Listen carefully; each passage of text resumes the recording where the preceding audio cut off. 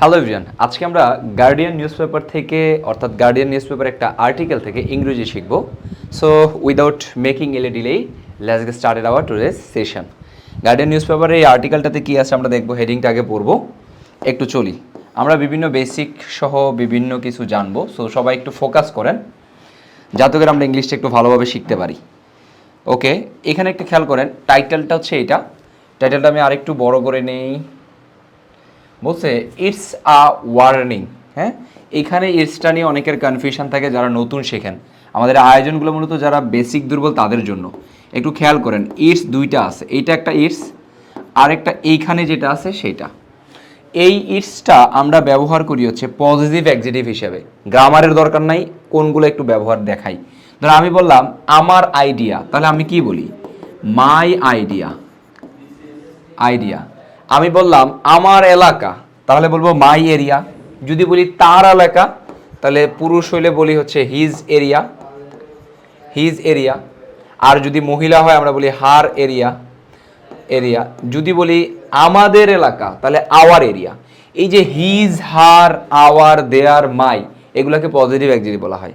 So এই it's হচ্ছে positive অ্যাডজেক্টিভের মতন, যেগুলা বস্তু বোঝায়। যেমন ধরেন আমি বললাম এইটা হচ্ছে এই ইনস্টিটিউশনের এরিয়া, তাহলে আমি বললাম ইটস এরিয়া।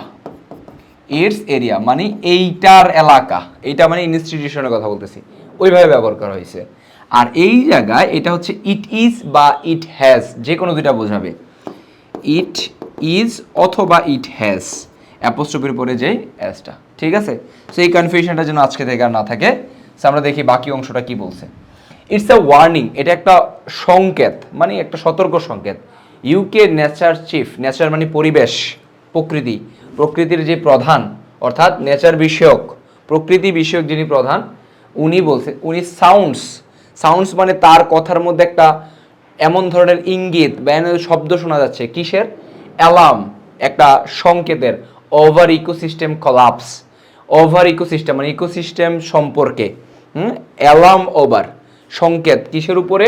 ইকোসিস্টেম সম্পর্কে বা ইকোসিস্টেমের উপরে। ইকোসিস্টেম মানে বাস্তু সংস্থান। ইকোসিস্টেম নিয়ে যাদের একটু আইডিয়া কম তাদের উদ্দেশ্যে সেটা বলতে চাই যে ধরেন পরিবেশের মধ্যে অনেক পোকামাকড়, উদ্ভিদ, প্রাণী একসাথে বাস করে। এই তাদের বিভিন্ন পারিপার্শ্বিক অবস্থা মিলেই একটা যে নেটওয়ার্ক তৈরি হয়, এটাকে ইকোসিস্টেম বলা যেতে পারে। কলাপস মানে হচ্ছে ধস, পতন, এরকম বলতে পারি আমরা। কলাপস কিন্তু একই সাথে ভার্ব, ধসে পড়া, ধ্বংস হওয়া, পতন হওয়া, এরকম বোঝায়। ভার্ব প্লাস নাউন দুইটাই হয়। Ecosystem collapse as butterfly, butterfly মানে আমরা জানি প্রজাপতি। ওকে, বাটারফ্লাই নাম্বারস হাফ। অ্যাজ মানে এখানে যেহেতু, যেহেতু মানে কেন এই কলাপস, ইকোসিস্টেম কলাপস করতেছে, এটা কিভাবে কেন সে ইয়া করতেছে? যেহেতু সে দেখতে পাইতেছে যে বাটারফ্লাই নাম্বারস, বাটারফ্লাই প্রজাপতির সংখ্যা হাফ। হাফ মানে আমরা যে হাফ বলি, এই হাফ, হাফ মানে অর্ধেক, এইটার ভার্ব ফর্ম হচ্ছে হাফ। ওকে, তাহলে বাটারফ্লাইয়ের যে নাম্বারসটা, প্রজাপতি নাম্বারটা, সেটা যেহেতু অর্ধেক হয়ে যাচ্ছে, সেটা থেকে তার কণ্ঠের মধ্যে একটা আওয়াজ আসতেছে, যে সংকেতের আওয়াজ, যে ইকোসিস্টেম কলাপস করছে। ওকে, আচ্ছা এখন আসেন আমরা পুরো আর্টিকেলটাতে যাব, একটু খেয়াল করেন। ওনার কথা বলছে, উনি হচ্ছে ইউকে মানে ইউনাইটেড কিংডমের নেচার, পরিবেশ বিষয়ক প্রধান। উনি এই কথাটা বলছে। উনি কেন বলছে আমরা এই জায়গার মধ্যে একটা দেখতে পাবো। এখান থেকে মূলত আর্টিকেলটা স্টার্ট হয়েছে। আমি আরেকটু বড় করে নিই আপনাদের দেখার সুবিধা দেয়। ওকে ফাইন, আসেন কি বলছে এটা। তারা বলছে দ্য কলাপস, যে পতনটা, ধস, in British butterfly population, population মানে জনসংখ্যা, মূলত বাটারফ্লাইয়ের সংখ্যার কথা বলছে। পপুলেশন ইজ, এখানে কনফিউশন হতে ভাই এখানে ইজ কেন ব্যবহার করলো? এখানে তো পপুলেশনস আছে প্লুরাল, কিন্তু আমাদের মূল সাবজেক্ট কিন্তু কলাপস।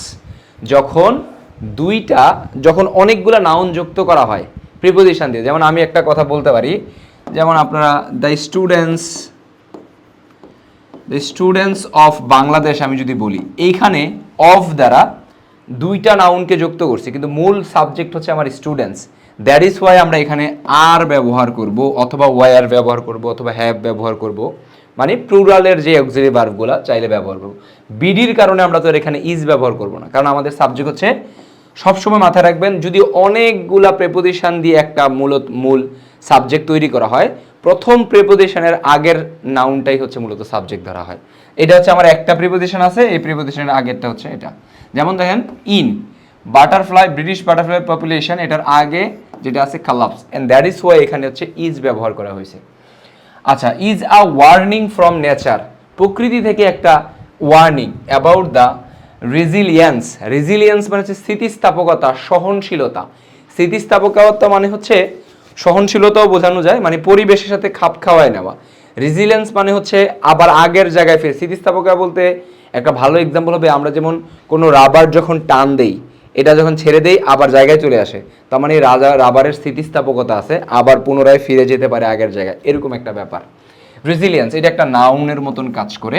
এইটার যেই অ্যাডজেক্টিভ ফর্ম, যেমন স্থিতিস্থাপক অথবা সহনশীল, সহনশীলতা মানে এটা, আর সহনশীল হচ্ছে রিজিলিয়েন্ট, এটা হচ্ছে অ্যাডজেক্টিভ ফর্ম।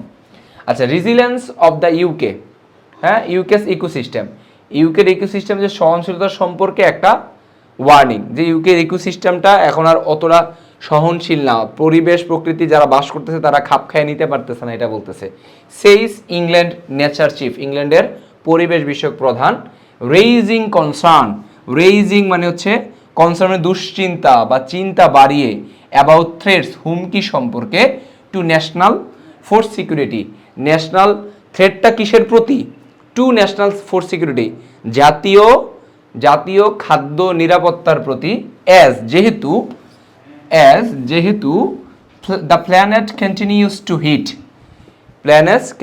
টু হিট, মানে প্রকৃতি কন্টিনিউয়াসলি মানে একেবারে চলমানভাবে, টু হিট কি হইতেছে, গরম হইতেছে বা তাপমাত্রা বাড়তেছে, এটা আমরা বলতে পারি এই জায়গায়। ওকে, তাহলে এই অংশটুকু আমরা বুঝছি। এখানে আমরা কিছু গ্রামারের ব্যাপার স্যাপারও আলোচনা করলাম। ওকে, এখানে রেইজ আর রাইজের মধ্যে কিন্তু একটা পার্থক্য আছে। রেইজ ইউর হ্যান্ড, তোমার হাত তোলো, রেইজ বাড়ানো, রাইজ মানে বাড়া, কোনো কিছু বৃদ্ধি পাওয়া, এটা হচ্ছে রাইজ। রাইজ বানানো হচ্ছে RISE, রাইজ। ওকে, এখানে অ্যাপোস্ট্রফি এসের যে ব্যাপারটা আমরা হয়তো অনেকে জানি, আমার অন্যান্য পর্বে বলছি। যদি বলি যে হচ্ছে ধরেন আমার সাইফুলের কলম বা ধরেন রবিনের কলম, তাহলে আমরা বলবো হচ্ছে রবিনস পেন, রবিনের কলম। এটা অন্যভাবে বলা যায় দ্য ফ্যান অফ রবিন, এভাবে বলা যায় দ্য ফ্যান অফ রবিন। দেশের জনগণ, country's people, the people of the country, দুইভাবেই আমরা বলতে পারবো। তো দেখেন, চলেন আমরা পরের অংশটা কি আছে সেটা একটু দেখি। এখানে একজনের নাম আছে টনি জেনিফার, নামের উচ্চারণ হয়তো ভুল হইলেও হইতে পারে, নাম তো এক এক জায়গায় এক এক রকম করে করে। আচ্ছা, দ্য চেয়ার, চেয়ার মানে প্রধান। এখানে চেয়ার মানে কিন্তু আমরা যে চেয়ার টেবিল এটা বলি ওইটা না, চেয়ার মানে এখানে প্রধান বোঝাচ্ছে। হ্যাঁ, অফ ন্যাচারাল ইংল্যান্ড, এটা একটা অর্গানাইজেশনের নাম।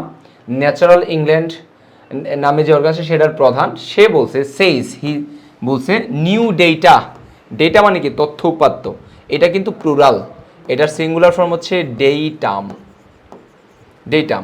শোয়িং দেখাচ্ছে, আ শার্প, ফল, শার্প মানে তীক্ষ্ণ, খুব খাড়া ভাবে, এরকম বলতে পারি, খাড়া। আর শার্প ফল মানে পতিত হওয়া, এরকম। শার্প ফল ইন, ফলের পরে ইন ব্যবহার করছে, fall in butterfly populations, butterfly পপুলেশনে শার্প ফল হয়েছে একটা। দিস সামার, এই সামারে, এইটা বলছে যে ওয়াজ প্রবাবলি, এই ওয়াজটা তো একটা ভার্ব, তাই না, মেইন ভার্ব হিসেবে ব্যবহার করা হয়েছে।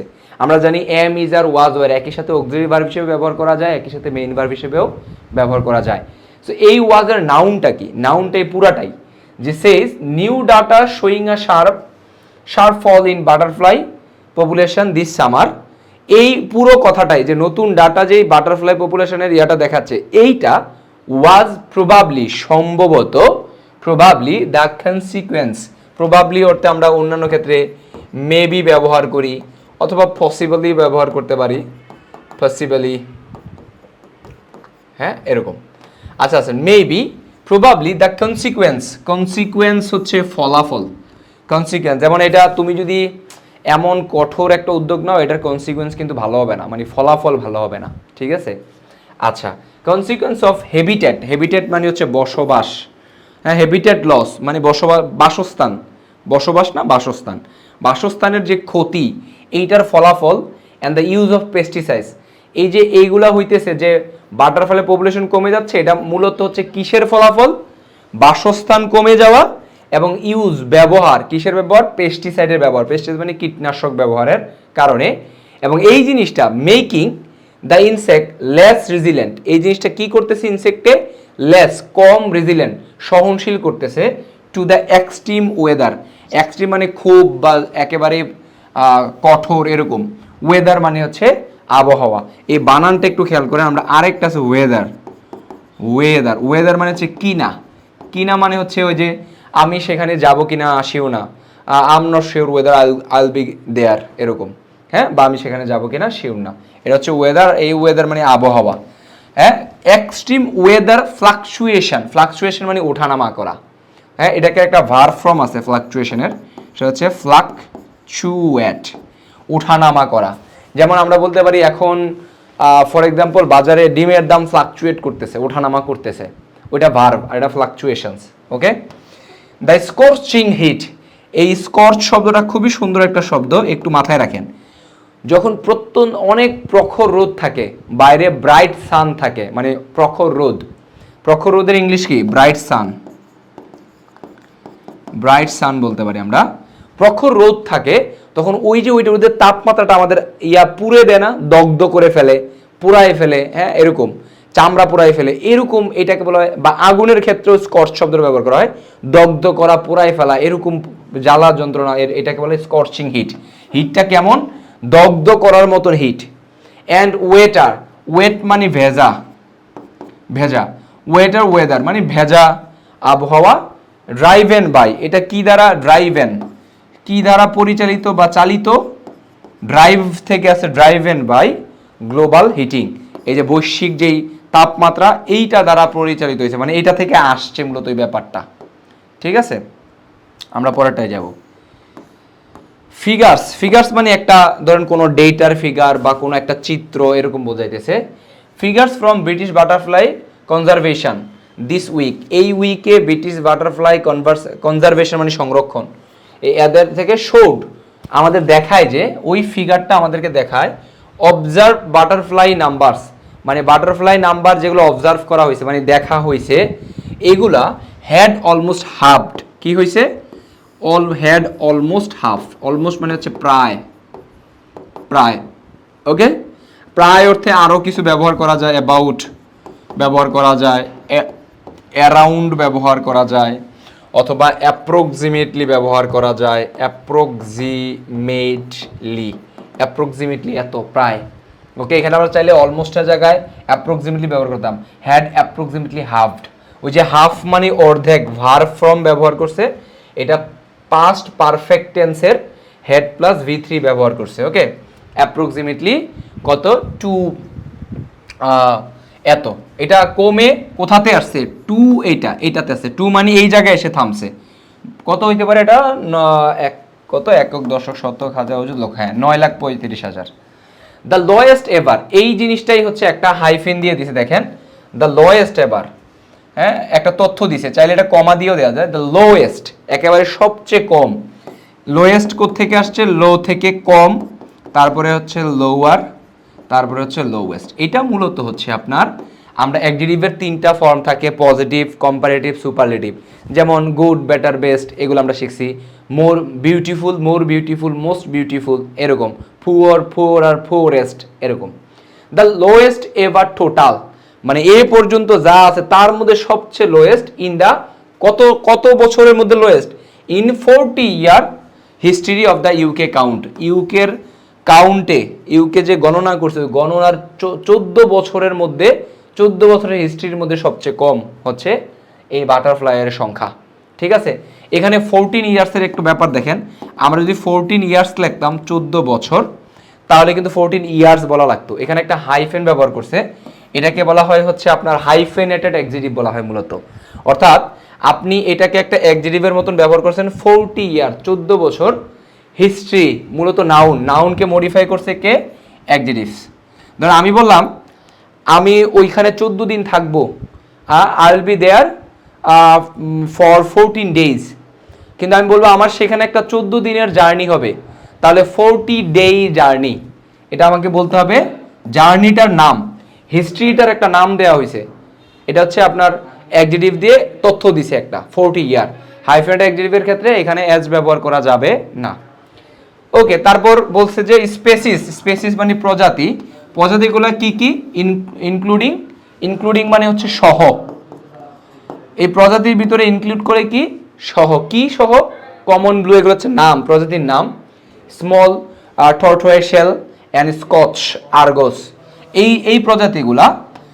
এখানে কি বলছে, এইখান থেকে এই জায়গায় ভার্বটা আসবে, species recorded their lowest ever, যেটা রেকর্ড করা হয়েছে স্পেসিসগুলো, এটা হচ্ছে their lowest ever figures according to the data, data অনুসারে এটা হচ্ছে রেকর্ডেড দেয়ার লোয়েস্ট এভার, এগুলো রেকর্ড করা হয়েছে একেবারে তাদের লোয়েস্ট এভার ফিগার বলা হচ্ছে। মানে এই স্পেসিসগুলা এর আগে হয়তো কাউন্ট যখন করা হয়েছে অনেক পাওয়া গেছে, কিন্তু এবার যে কাউন্টটা করা হয়েছে এটা একেবারে লোয়েস্ট এভার। ওকে।